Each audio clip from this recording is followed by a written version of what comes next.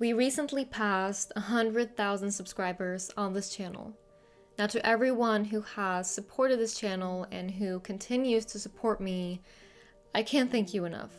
Now, whenever I hit a milestone or reach some sort of goal or start seeing results with whatever it is I'm pursuing, I like to evaluate, how I got to that point and what I learned in the process and what I continue to learn. And by doing that, I'm able to create a sort of manual on how to deal with different situations, which can be very useful because a lot of what we experience in life is reoccurring. What you're feeling and dealing with right now probably isn't the last time you'll have to feel and deal with a similar situation. So as I was evaluating this past year on YouTube, I realized that a lot of what I've learned and applied into this channel are things that I've applied into other areas in life as well, areas that have nothing to do with YouTube. And it's worked out really well. So that was interesting to me because I acknowledge that a lot of things in life follow a similar structure. Patterns are everywhere, and yet we often fail to recognize them. But by recognizing some of these patterns and understanding them, we can derive principles that we can then apply to different areas in life. So, simply put, some things just work, in more than one situation.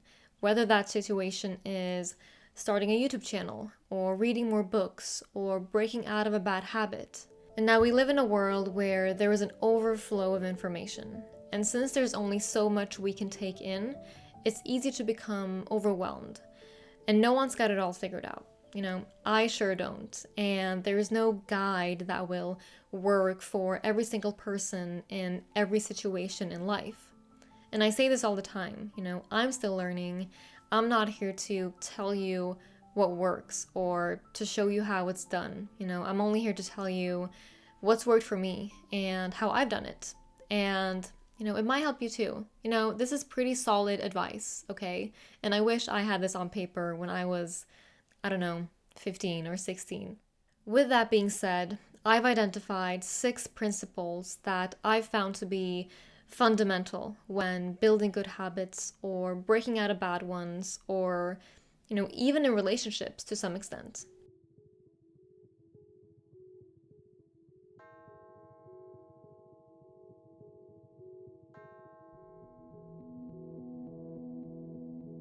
Alright, the first principle, finding your why.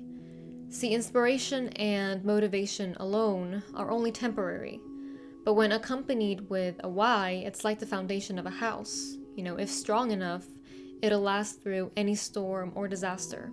When everything else fails, the why is what's going to keep you moving forward. On the other hand, if your why is weak, well, you don't want to live in a treehouse during a thunderstorm. Now, in order to find your why, you need to know what you deeply value.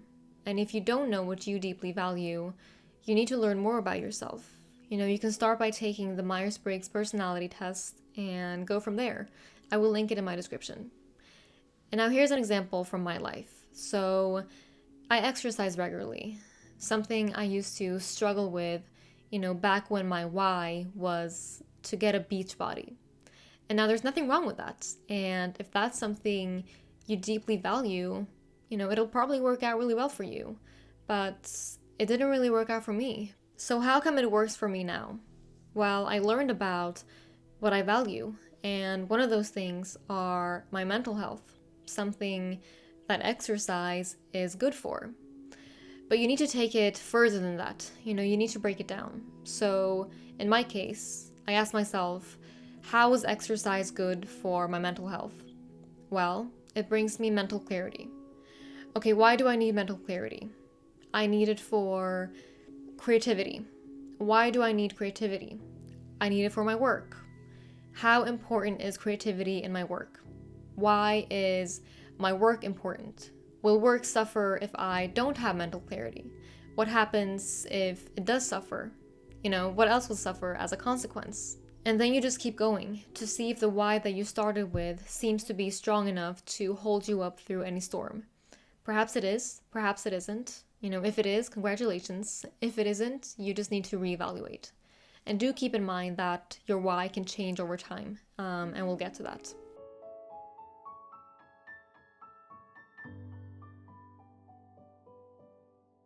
Now, the second principle is start somewhere, anywhere. Now, there are different reasons for why we put off starting something, whether that is starting a project or even starting a conversation. But I would like to focus on when we put off starting something out of fear.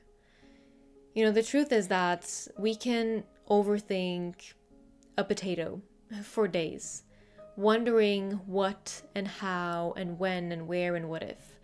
And those are all valid questions to explore, whenever you're faced with a decision.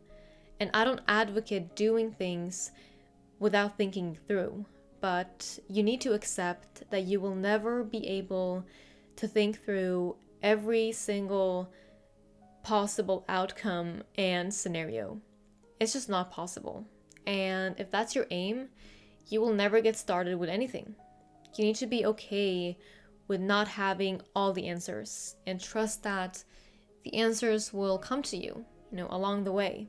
I put off starting this YouTube channel for months because I let fear consume me. The unknown was scary. I didn't know how it would go. I didn't know what the response would be. And to be honest, I don't think that fear ever really goes away completely, because every new video is almost like posting for the very first time, because it's always different and you never know how it's going to go. But if I don't do it, I will never learn and I will never grow, and I will be stuck wondering what if for the rest of my life. And I refuse to live like that.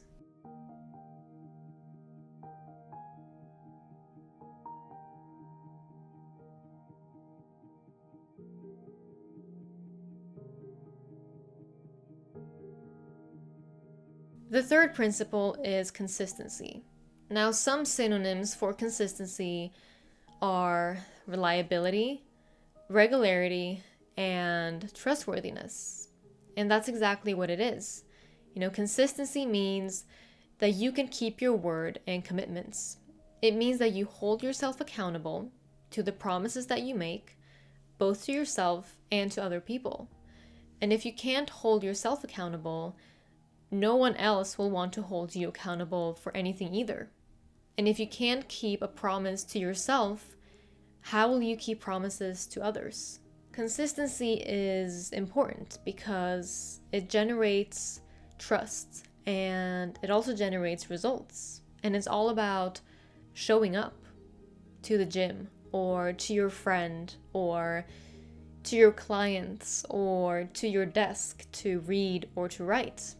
And for me, the best exercise that I did to practice consistency was going to the gym every single day for 94-ish days last year. And there's a video about that on this channel. I will link it if you are interested. And doing that truly made me understand the art of showing up. And I continue to practice that through journaling and reading and writing, every single day. What I've noticed for myself is that whenever I've failed with consistency, it's mainly been because of one or more of the following 3 reasons. I've either overcommitted, my why isn't strong enough, or, and this leads me to the 4th principle, I'm lacking patience.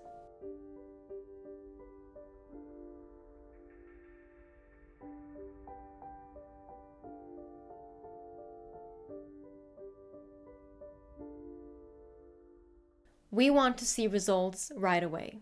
We want instant gratification. I went to the gym 2 times. Where's my 6-pack? I meditated every day this week. Why am I still feeling stressed and fog-minded? It must not be working, so there's no point in keeping it up. If you can relate to that, raise your hand. Now, patience is probably the one principle that I've had the most difficult time with. It's something I'm trying to find ways to work on, and I've definitely gotten a lot better. And I think the reason for that is because I've truly started to understand that each moment in life is irreplaceable. You, right here, right now, will never happen again. And I can't tell you how many times I've looked back on past moments thinking to myself, did I enjoy it enough? Was I present enough? And I found that more than once, my mind was in the future. And then the future became the present. And the present became the future once again. And it's an endless loop of trapping yourself in a state of longing instead of a state of presence, which, once mastered, is the most valuable state you can be in, because it's the only truth that we've got.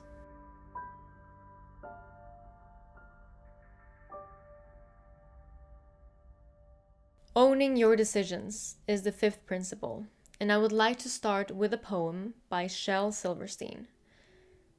There is a voice inside of you that whispers all day long, I feel this is right for me, I know that this is wrong. No teacher, preacher, parent, friend, or wise man can decide what's right for you. Just listen to the voice that speaks inside. Because at the end of the day, you're the one who's going to have to live with the decisions that you've made in life. And I've experienced having to live with decisions that I've made based on my intuition and decisions that I've made based on what someone else said. And trust me when I say the former one is much easier to live with, even if it does all go down south.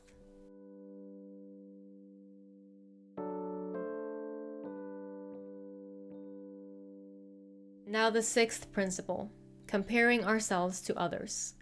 We do it all the time. It's human nature. We evaluate ourselves by evaluating others. We base how we're doing on how others are doing. And comparing ourselves can be both healthy and unhealthy. Healthy comparison is when doing so motivates us, when it makes us feel like we too are able to do XYZ. It's when you look at Adam, who just released his new book after only having worked on it for 6 months, and you think, wow, that's awesome. I'm excited to keep working on my book and finishing it someday soon. I better get to writing. Unhealthy comparison is when it becomes destructive, when it makes you feel unable as opposed to able. It's when you look at Adam's book release and you think to yourself, wow, I've been working on my book for 2 years and I haven't even gotten it published yet. Clearly I'm not meant for this. Why do I even try? So it's fairly easy to test yourself to see if you're comparing yourself in a healthy way or if you're comparing yourself in an unhealthy way. And there's a philosophy that I like to think of. I read about it in a business article a while ago, but I think it applies pretty well to everyday life. And it went something like this. Think of comparison as driving a car. You need to focus on the road, but you also need to focus on checking the mirrors to see what's going on around you, what other drivers are up to. If you were to focus entirely on the road and completely ignore the mirrors, you're likely to crash.